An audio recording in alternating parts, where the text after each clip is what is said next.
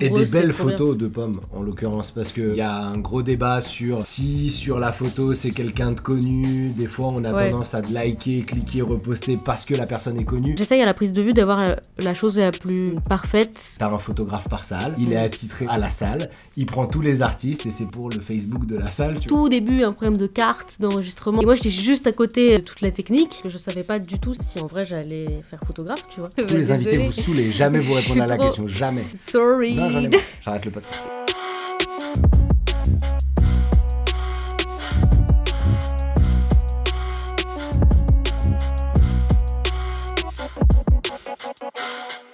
Salut à toutes et à tous, bienvenue dans Coffee Shot. Aujourd'hui, j'accueille Emma Cortijo. Bonjour Emma. Bonjour Thomas. Comment ça va?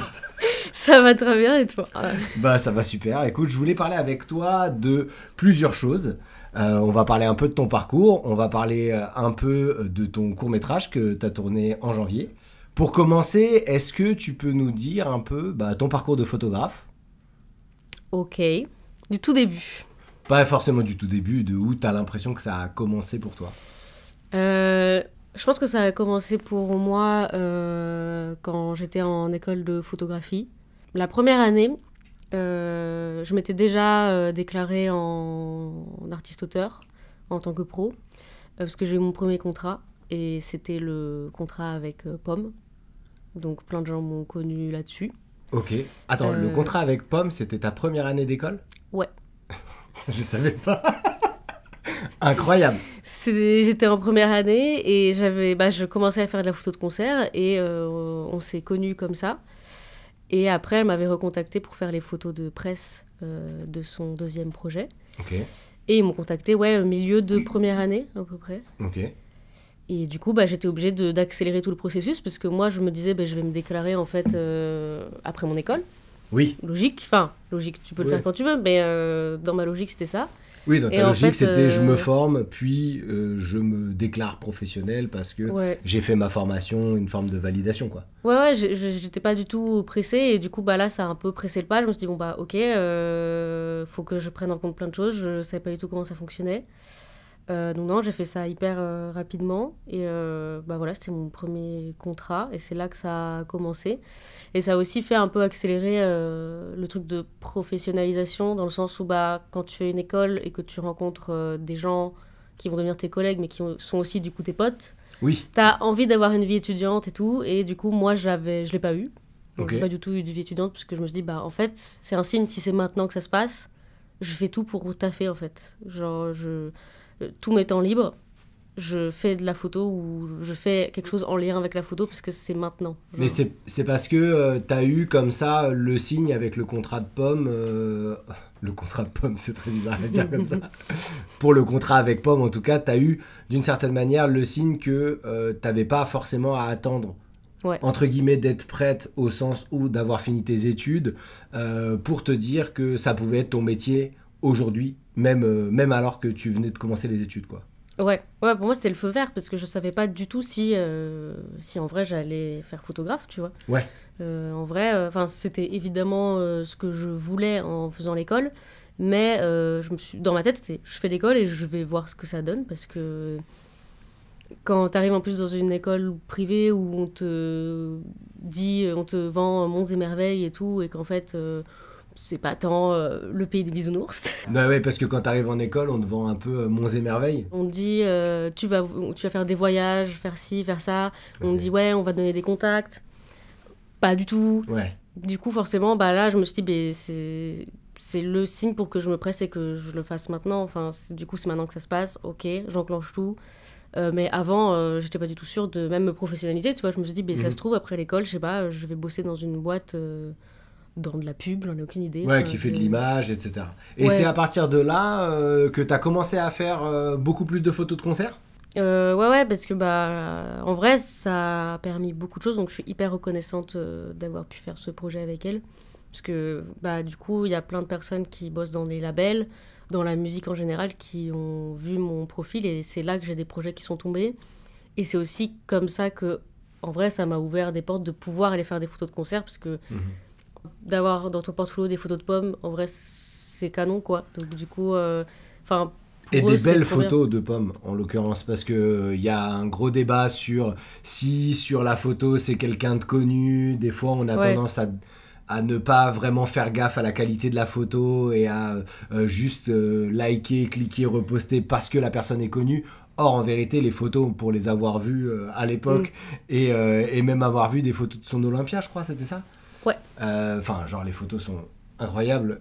Donc, du coup, c'est sûr que ça aide d'avoir quelqu'un comme Pomme sur les images. Oui, c'est Et une ça a réalité. permis de montrer un peu plus ton travail, ta manière de voir la photo de concert, j'ai presque envie de dire, parce que pour t'avoir suivi depuis quelques années, j'ai vu ton style évoluer en termes de photos de concert aussi. T'es allé chercher des choses avec de la pose lente, etc. Mm. Et je sais aussi que à plusieurs reprises, t'as pas forcément voulu être cantonné à à la photo de concert, parce que c'est un monde en soi, et que tu voulais faire aussi d'autres choses. Ouais, j'avoue que il y a un moment, je faisais beaucoup, beaucoup, beaucoup de concerts, limite toutes les semaines. C'était un rythme aussi. Ça me plaisait trop parce que j'aimais trop aller à des concerts. En vrai, c'est un privilège de pouvoir du coup aller à un concert gratos. Mais à la fois, tu fais du contenu pour eux qui est gratos. Mm. Donc, c'est un échange qui est pas très équilibré. Ouais. Mais aussi, c'est un domaine qui est hyper dur. Il y a énormément de demandes. Enfin, il y a Oui. énormément de gens qui veulent en faire. Et on sait très bien. Enfin, évidemment, ça donne trop envie. Donc, c'est pour ça que les gens veulent en faire. Mais du coup, il y a très peu d'offres, en fait. Enfin, Ouais. vraiment, moi, ce que je remarque, c'est que il y a toujours un photographe ou un vidéaste. Je dis un parce que c'est très souvent des hommes, évidemment, mais qui marche de ouf. Et du coup, qui va marcher de ouf et qui va bosser avec plein d'artistes pendant, je sais pas, les 6 prochains mois.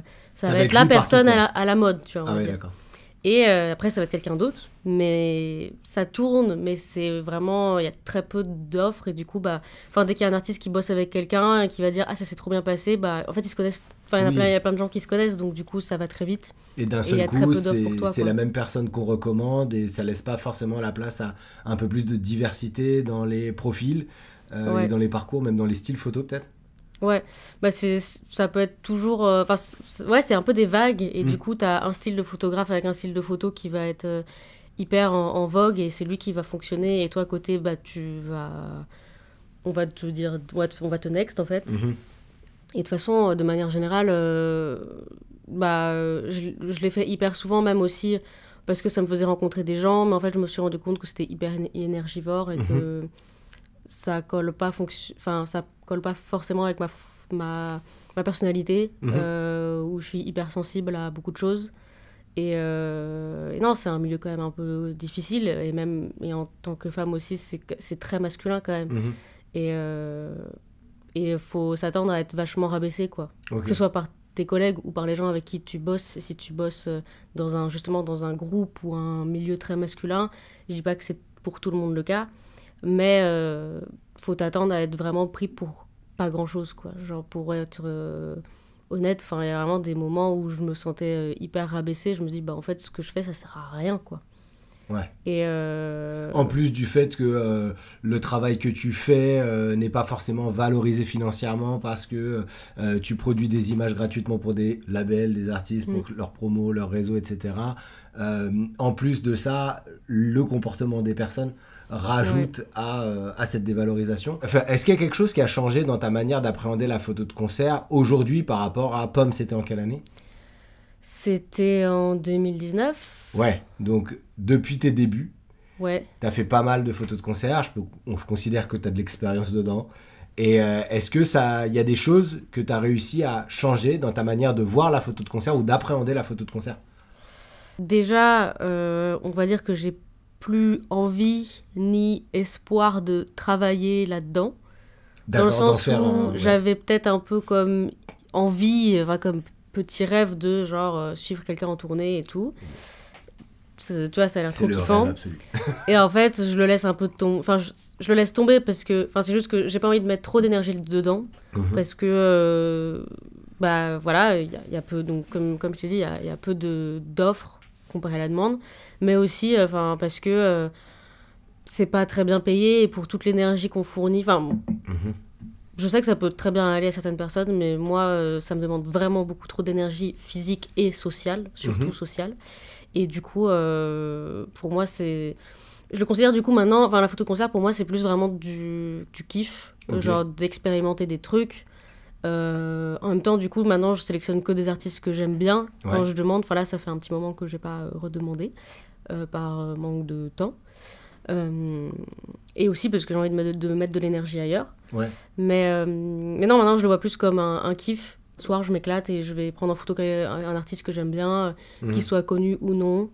Et voilà, et aussi, après, c'est le fait de rencontrer des gens. Enfin, en vrai, j'ai pas mal de potes qui font du concert, qui continuent à en faire. Et c'est des potes où on se retrouve sur d'autres jobs qui sont pas forcément du concert, mais ça peut être du coup en lien avec la musique. Et c'est hyper cool. Enfin, en vrai, il y a plein de gens que j'ai connus comme ça. Il n'y a pas eu que des trucs négatifs, évidemment. Il y a des artistes où ça s'est très très bien passé. Et où du coup c'est hyper gratifiant pour ton travail et qui voit au-delà aussi de la photo de concert, qui va voir ton travail dans son ensemble. Parce que des fois, t'as des gens, des managers ou des artistes qui vont se dire « Ah bah oui, elle fait que de la photo de concert, alors que bah, moi pas du tout, et je fais vraiment beaucoup de trucs. » Et du coup, c'est cool quand il y en a qui s'intéressent vraiment à ce que tu fais, qui vont du coup vraiment s'intéresser à « Tiens, mais du coup, elle fait ça, elle fait ça, elle fait ça. Elle fait pas que du concert. Est-ce qu'on peut penser à autre chose pour la suite ?» Et c'est cool. En fait, il s'agit... de le voir comme ça. Enfin, moi, j'ai l'impression que ce que tu décris, c'est aussi le fait qu'en tant que photographe, tu deviens pas uniquement une fournisseuse d'images pour un label ou pour un artiste ou une artiste, mais tu deviens une personne avec qui vraiment collaborer au même niveau artistique, en fait, que l'artiste musical. C'est-à-dire que finalement, là, ce que tu décris, c'est genre, j'ai peut-être arrêté de postuler à tous les concerts possibles de Paris imaginables, mais plus cibler certains artistes ou certaines artistes avec qui j'ai envie de travailler. Et est-ce que ça a été le cas cette année ? Oui, carrément. Je pense surtout à Aloïse Sauvage. Et c'était vraiment un coup de cœur parce que son équipe est hyper safe et je me sentais trop bien. Et même les retours qu'elle m'a fait sur les images à chaque fois, c'est hyper gratifiant, ça fait trop du bien et tu te dis que ok, en fait c'est ça que j'aime dans le concert, c'est que j'ai vraiment immortalisé son show et elle a trop kiffé, elle veut que je revienne, machin, et ça c'est trop cool, et d'être vraiment avec une équipe, avec en plus entouré que de potes, c'est trop bien, franchement ça j'avais trop aimé. Franchement, en fait, j'aime bien créer vraiment le lien avec les artistes, plus que créer le lien avec la prod, le manager, le chef de projet, tout ça, parce que je trouve que le rapport est beaucoup plus humain, en fait, directement, direct avec l'artiste. C'est des gens comme nous. Je vois pas pourquoi est-ce qu'on en fait des tonnes pour mettre 5 interlocuteurs entre nous. Moi, je trouve ça un peu ridicule. Et moi, voilà, j'aime bien ce rapport humain et surtout le fait d'être libre dans ce que je propose parce que, en fait, j'ai pas envie d'être dépendante d'un label ou de je ne sais quoi, de leur fournir, voilà, comme tu dis, fournir des images. Moi, j'ai envie qu'on me contacte parce qu'on a bien aimé ce que j'ai fait et que je l'ai fait dans les conditions que je veux. Et c'est pas... voilà, j'ai pas envie d'être prise comme un prestataire. Plus comme une artiste à part entière, on va dire, je sais pas. Mais... Et que ça fait une forme de collaboration artistique, en fait. Ouais, moi j'ai envie d'être libre dans ce que j'ai à proposer. Parce que voilà, c'est déjà arrivé qu'on me demande de faire des reportages très précis. Qu'on me dise, parce que c'est vrai que du coup j'ai des périodes où je fais des photos plus longue pause et du flou. Et du coup, il y en a qui vont faire, si tu peux éviter d'en faire, je dis, dans ce cas-là, ne me contacte pas, tu vois. Genre, à un moment donné... Pardon. Genre, oui, il y a un côté genre, là, mais sauf qu'à un moment donné, moi, je m'en fous, je le fais quand même, tu vois. Oui. Je les case. Il y a une réalité. Si tu voulais quelqu'un qui fait un autre genre de photo, genre hyper net, que c'est très beau aussi, tu vois, c'est juste que moi, j'ai envie de m'éclater, de faire des trucs complètement psychés. Et du coup, je suis là, mais dans ce cas, je sais pas, je propose le nom d'une pote et je fais, mais appelle-la. Ouais. Moi, pourquoi tu la contactes pas elle et pourquoi tu me contactes moi, quand qu'on a un style opposé. Soyons réalistes, tu vois, genre je vais pas le faire le job de quelqu'un d'autre, à un moment donné, mais je sais ce que je vaux, tu vois. J'ai vraiment l'impression qu'en plus, la photo de concert, en l'occurrence, mais aussi peut-être même un peu la photo de sport, mais je m'y connais moins, a vécu une véritable évolution ces dernières années, notamment avec le fait que la plupart des photos utilisées par les artistes et pour les artistes, pour la promo des artistes en l'occurrence, se fait sur les réseaux, et notamment Instagram, et les carousels d'Instagram font que c'est pas que tu ne peux plus, mais tu es obligé de rendre compte d'une prestation scénique.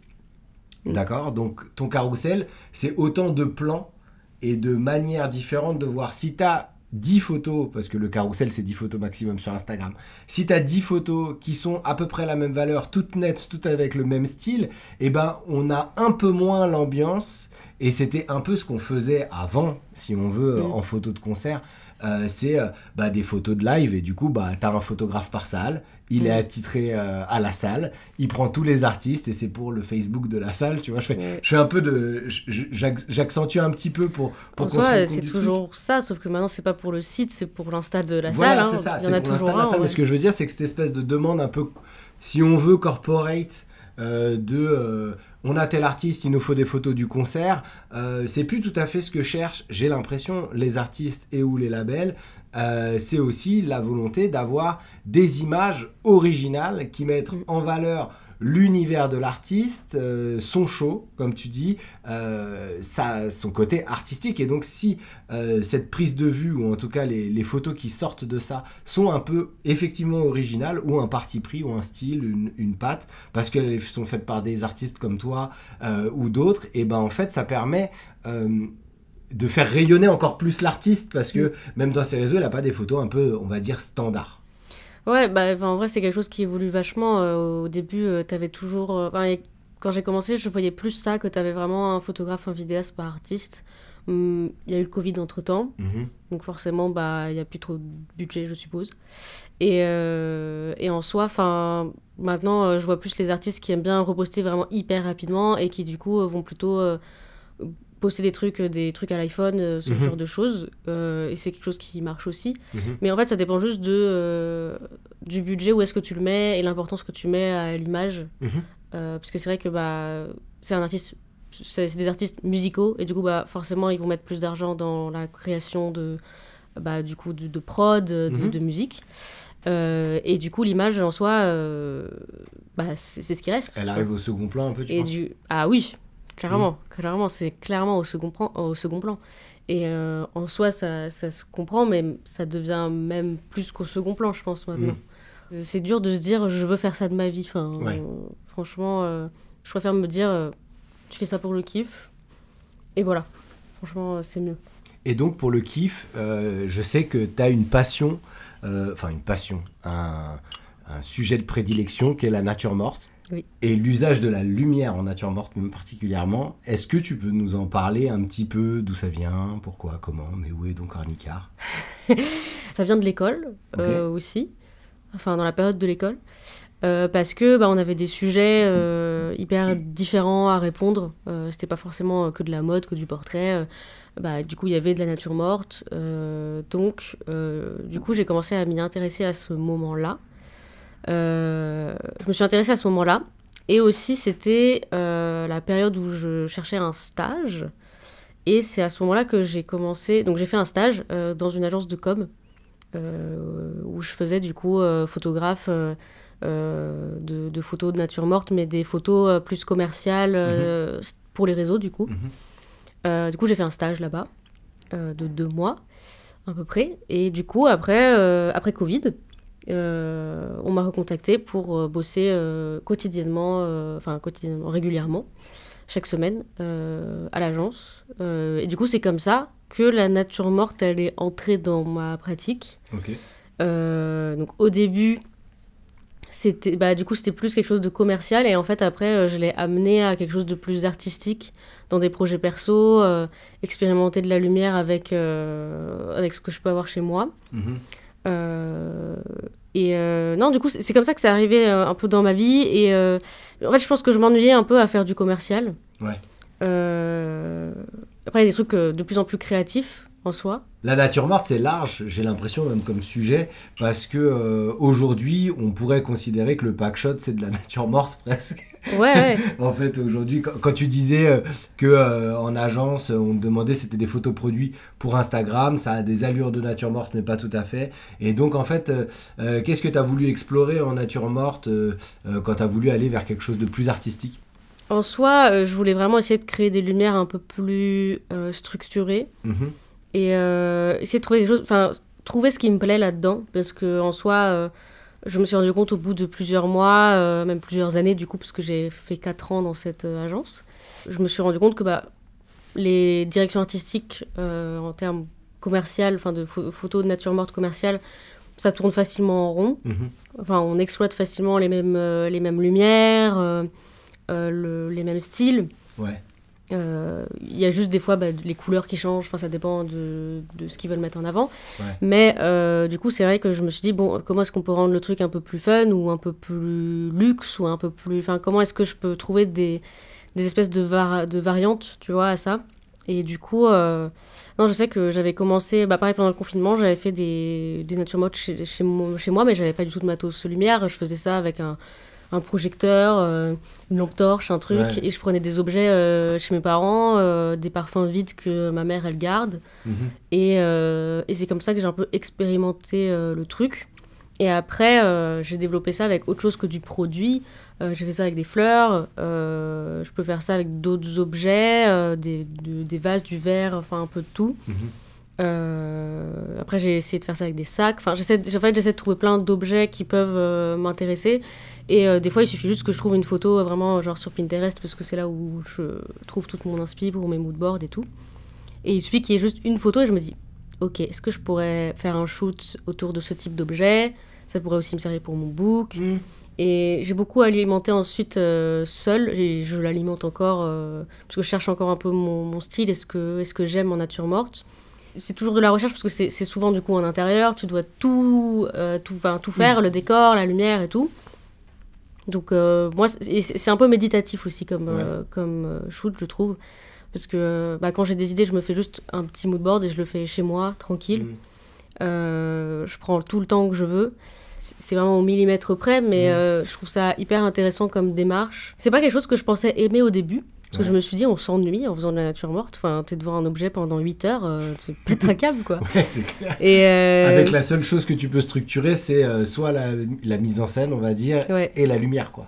C'est C'est déjà ça. énorme, hein, mais en vrai, ça reste des objets. C'est ça, et c'est pour ça que quand j'en fais pour moi, à la limite, j'en fais juste moins. Genre, je vais faire une demi-journée et à la fin, j'ai 3 images, j'en sais rien. Et après, des fois, quand j'ai eu des clients où c'était des journées complètes, eux, c'est hyper précis ce qu'ils veulent comme brief. Donc, des fois, on met 1 heure pour avoir la photo, mais même plus. Ouais, ouais.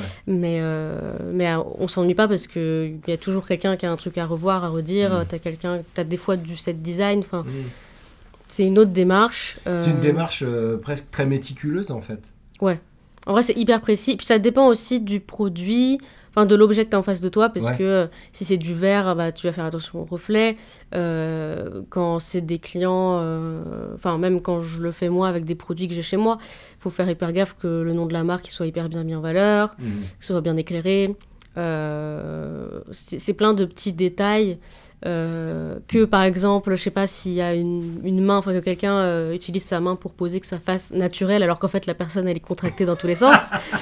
Yes. Que pareil, je sais J'avais pas, le plus long c'est les textures. En vrai, Ouais. les textures que tu vas voir sur les shoots beauté où c'est juste une petite, petite virgule quoi. Ah oui, de genre C'est de maquillage. hyper long, ouais. Ouais. C'est hyper long à faire et tu sais, t'as des volumes et il faut vraiment que ce soit le plus joli possible et tout en Tout en étant ayant l'air. désinvolte et Mais oui. naturel.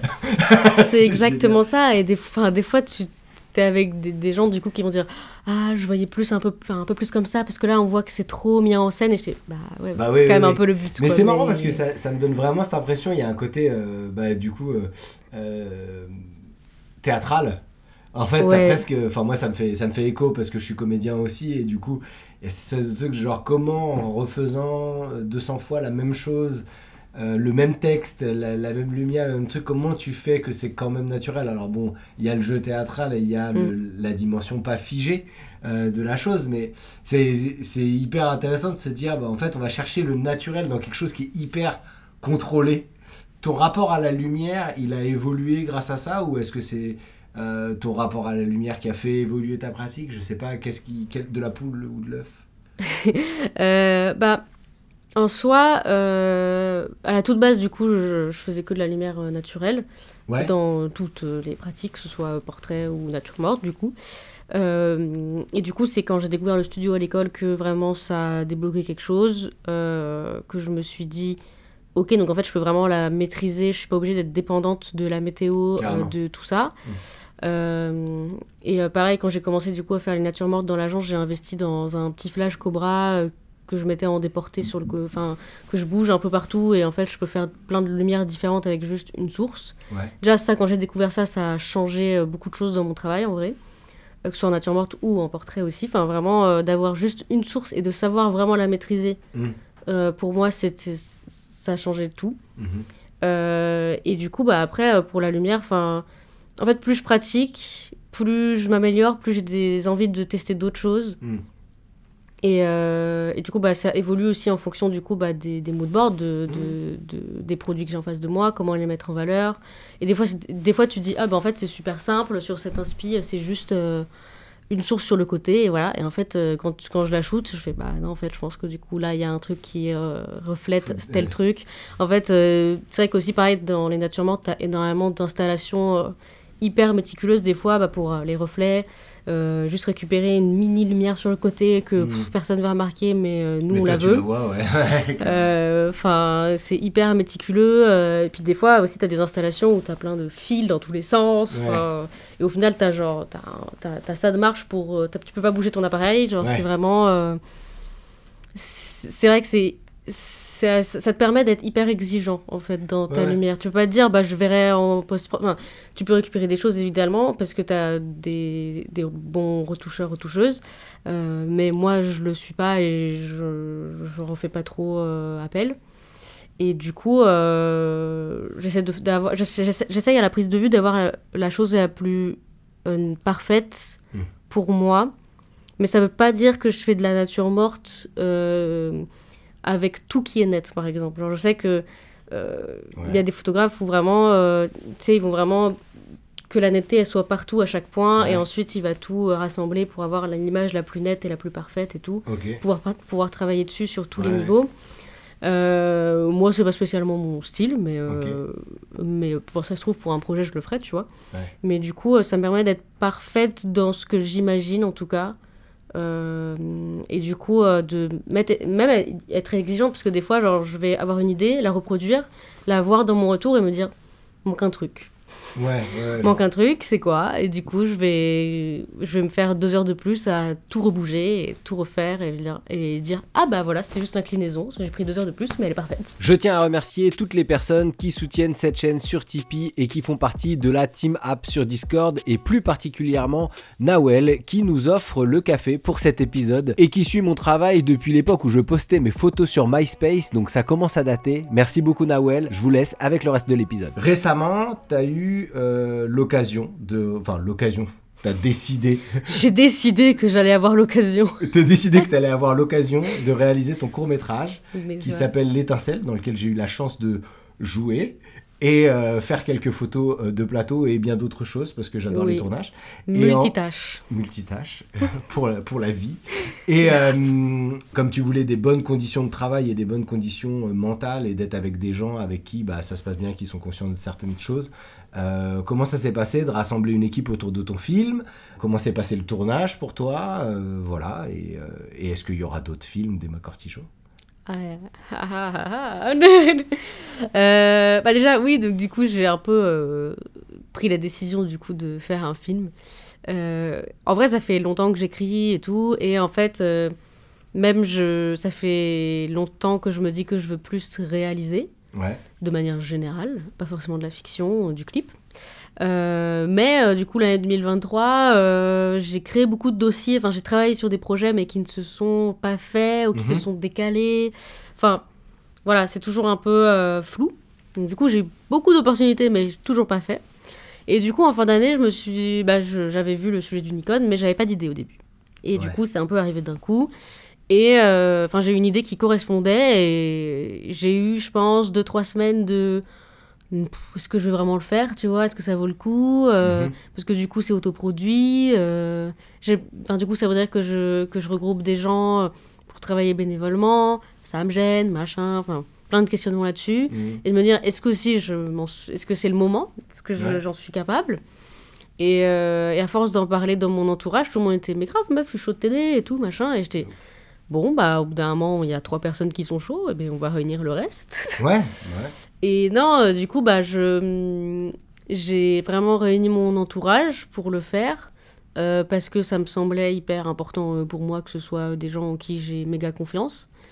Parce que autant prendre le temps, investir de l'argent, enfin, dans les frais, etc. Parce que du coup, tout le monde était bénévole et merci tout le monde. mais autant voilà, passer du temps et monopoliser du temps à des gens, autant qu'on se comprenne, qu'on sait où on va, on sait comment travailler. Rassembler une équipe, rassembler des gens pour travailler bénévolement, certes, mais tu avais envie de recréer quand même pas un cocon, mais une équipe, de vois, gens avec qui bien s'entendre, quoi. Ouais, parce que bah, l'expérience que j'avais eue avant de la réal, c'était pour un court-métrage que j'avais fait autour des paralysies du sommeil. Ouais. Donc, aussi hyper perso, parce que c'est vraiment genre, je mets de mon expérience là-dedans et aussi des recherches que j'ai fait de mon côté. Ouais. Mais du coup, c'était que avec des personnes de mon école, enfin, que du coup des potes. Et c'était trop bien. Et je voulais rester dans cette espèce de mood, enfin d'ambiance, que vraiment on est tous potes, où il y a une ambiance très famille, quoi. Ouais.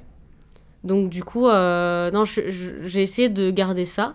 Et même moi, ça me met plus confortable aussi de pouvoir diriger des personnes, tu vois, que de diriger des gens avec qui même si, je sais pas, je peux me dire le taf que la personne fait est trop bien, je vais au début peut-être pas trop oser dire des trucs, tu vois. Ouais, alors que quand c'est des gens que je connais, je me sens un peu plus libre de pouvoir proposer des choses ou interroger peut-être certaines choses.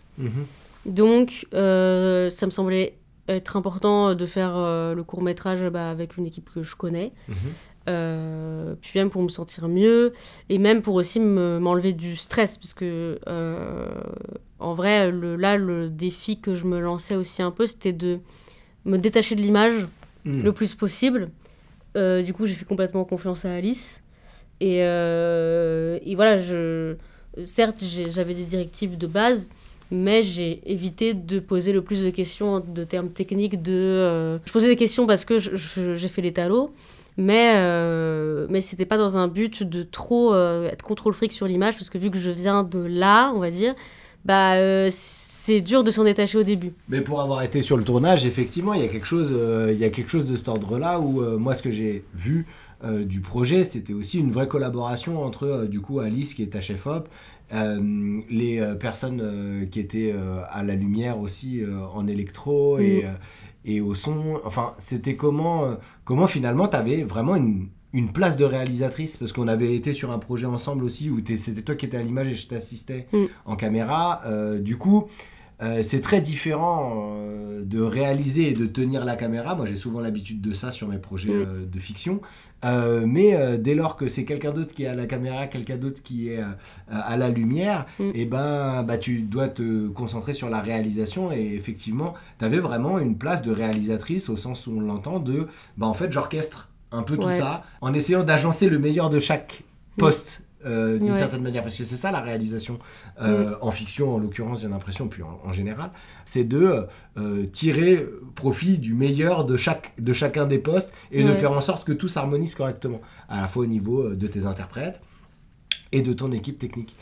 Moi, j'avais envie de vraiment mettre de l'importance dans la direction d'acteur-actrice, parce que c'est ce qui m'intéressait le plus à développer, en tout cas, parce que pour mon autre court-métrage, il n'y avait pas de texte. Enfin, c'était vraiment du jeu. C'était beaucoup d'expressions faciales. Enfin, et beaucoup dans les yeux aussi.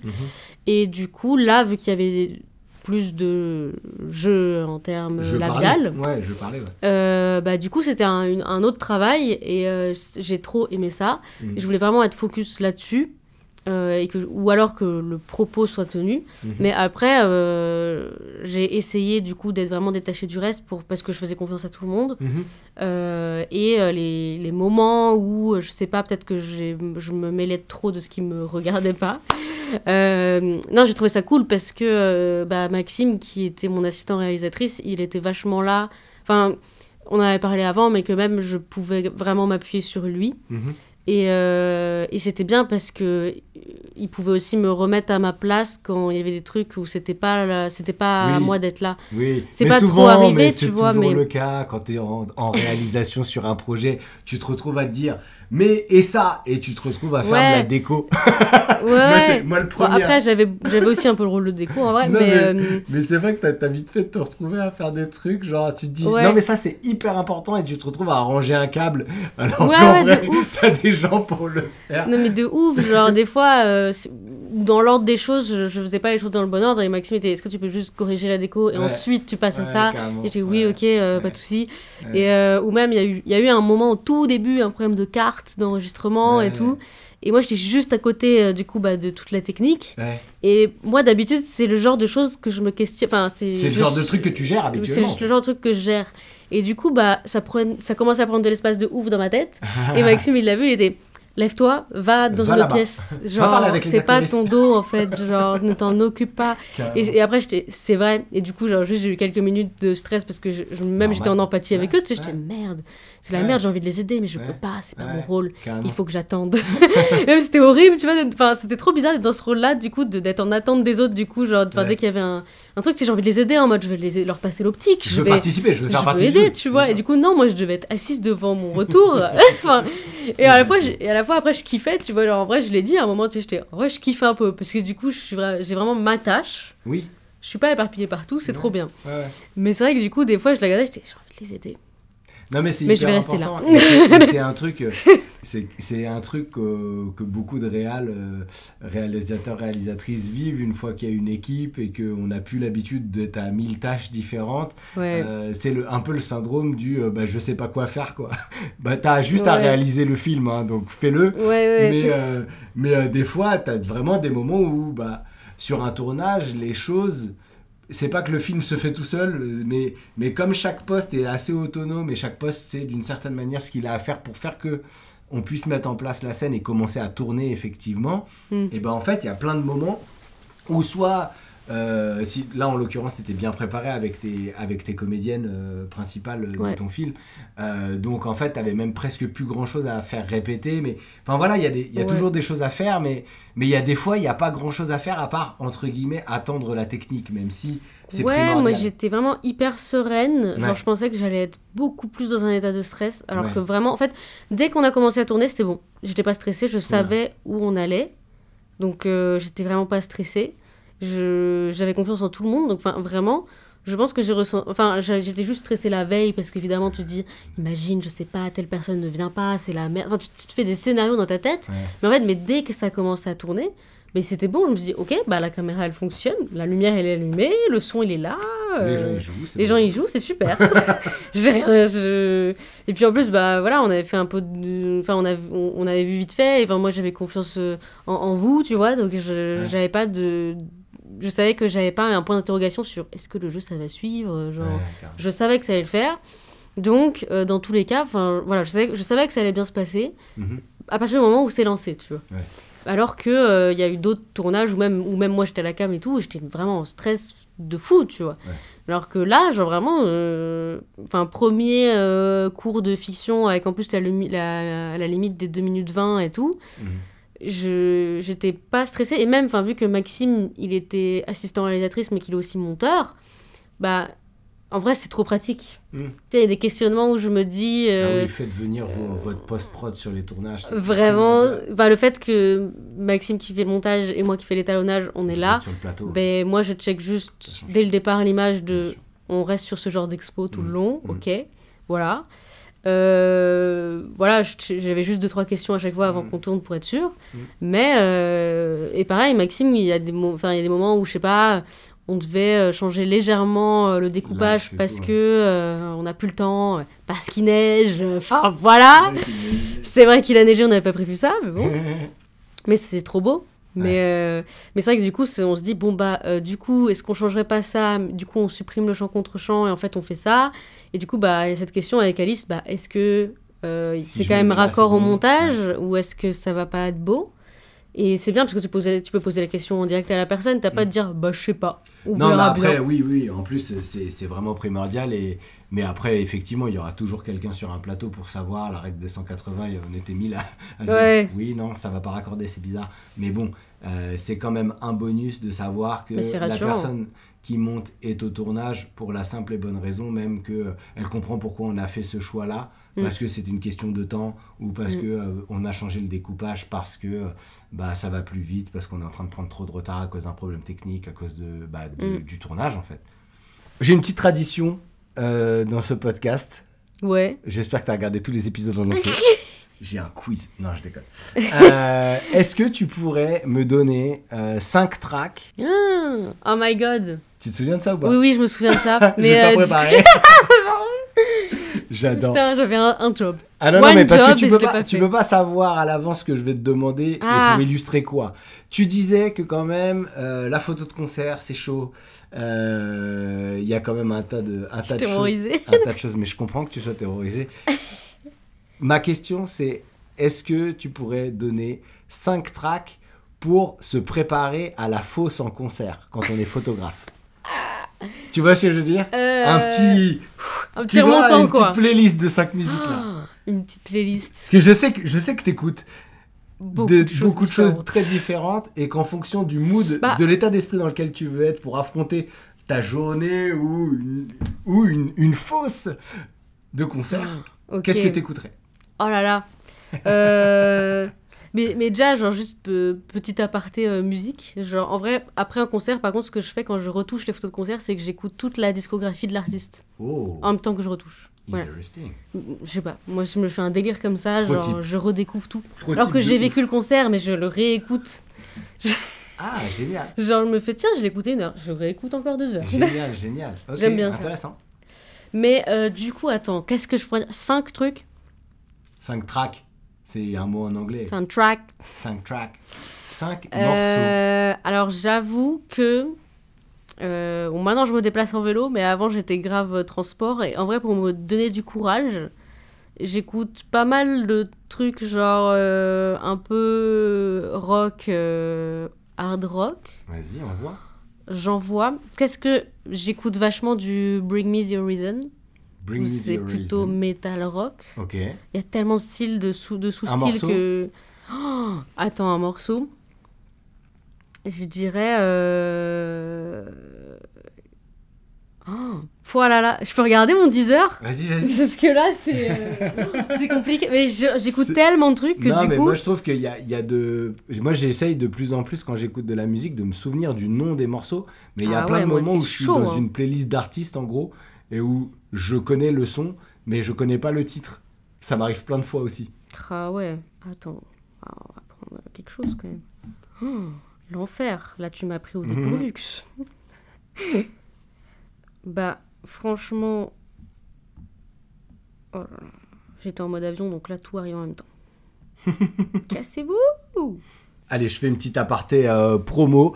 Ce podcast est soutenu aussi par Digit Photo et je tiens à remercier toutes les personnes qui utilisent mon code créateur ThomasApp au moment de passer commande sur le site de Digit Photo. Ça ne vous coûte rien en plus, mais ça apporte un réel soutien à la chaîne. Est-ce que, Emma, tu as trouvé les morceaux? J'ai trouvé les morceaux. Allez, j'ai Bring the Noise, mais c'est pas ça. C'est Bring Me The Horizon. Bring Me The Horizon. En vrai, je suis un peu album, moi. Je suis un peu une personne qui écoute les albums. 5 albums, en 5 albums, ok. Moi, j'écoute vachement vous saoulez tous les l'album... Tous les invités vous saoulez, jamais vous répondez à la question, jamais. Sorry. Non, j'en ai marre, j'arrête le podcast. J'écoute grave, j'ai bien aimé leur album Post-Human Survival. Ok. Voilà. Deuxième album, alors vas-y, on envoie. En vrai, deuxième album du même groupe. Ok. Parce que... Ils sont vraiment bons. Ouais, moi je les kiffe de ouf. Moi, ça me tabasse bien le cerveau et comme ça, je suis à fond, tu vois. J'aime bien l'album Amo aussi. Qu'est-ce que je peux écouter? Attends. On va peut-être faire plusieurs styles différents. Comme tu veux. Après, c'est toi qui vois, parce que là, pour l'instant, t'es quand même à environ 2 heures de trajet jusqu'à la salle de concert avec tes 2 albums. J'écoute les deux en entier. C'est le début d'après-midi, non, quoi, carrément. autre truc que j'écoute de ouf, il y a 2 albums de 2 artistes différents. Il y a Justice, que j'écoute de ouf. Lequel? L'album Woman Worldwide, Ouais, je crois. ok. La pochette dorée, là. Ouais. J'adore, je l'écoute Ok. de A à Z. Ok. Vraiment, ça me met dans un mood de ouf. Sinon, de Daft Punk, l'album live, Alive 2007. Ah ouais, t'es très French Touch, alors. Je suis très French Touch. Donc là, ça fait 4 albums. Donc là, il me manque un autre. Ou un autre son, tout simplement. Oui, tu peux donner 4 albums et un track. De ouf. Après, La meuf, elle a trop de rêves. Qui fait quoi? En vrai, moi, mon album aussi que j'ai écouté de ouf, c'est... Comment il s'appelle cet album? Attends. Vas-y, il y a les vinyles, ça part en vinyle. Bah. On va partir en live session, je vais prendre la guitare et puis on y va. Hein. Mais super, il n'y a pas le nom dessus. On est C'est super. quoi? C'est What Went Down, l'album. What Went Down. De False. Ok, génial. La revue. La review, quoi. Mais parce dans qu'en la fait, discographie de Emma Cortijo. non, moi j'adore cet album parce qu'il y a plein de moods différents. Genre, à la fois tu peux l'écouter en étant super calme, à la fois ça peut te motiver. Enfin, il y a plein de sons hyper différents dedans. Ok. Et du coup, je l'aime trop. Enfin, c'est Ok. l'album, je pense, en Donc, 2023 que j'ai de ouf écouté. C'est What Went Down de False. False. Voilà. Ok. Merci beaucoup, Emma, pour ces recommandations Mais et pas cette de soucis. pause café. Mais pas de soucis, ça m'a fait plaisir. Tu sais, moi j'adore boire du café. Bah, je sais que En je plus sais que du t'adores- café italien, j'adore ça. Formidable. Et on peut retrouver ton court-métrage sur la plateforme de Nikon parce que les votes Ouais. sont encore ouverts à ce jour. Donc, Ouais. n'hésitez pas à aller voir le film L'étincelle, réalisé par Emma Cortijo. Vous pourrez voir déjà ce film et un bout de mes talents d'acteur. Merci à vous d'avoir écouté ce podcast. Si vous appréciez Coffee Shot, n'hésitez pas à lui mettre une bonne note sur les plateformes de podcast que vous utilisez. Apple Podcast, Deezer, Amazon Music et... C'est quoi le dernier ? Spotify, que je n'utilise pas, donc je l'oublie tout le temps.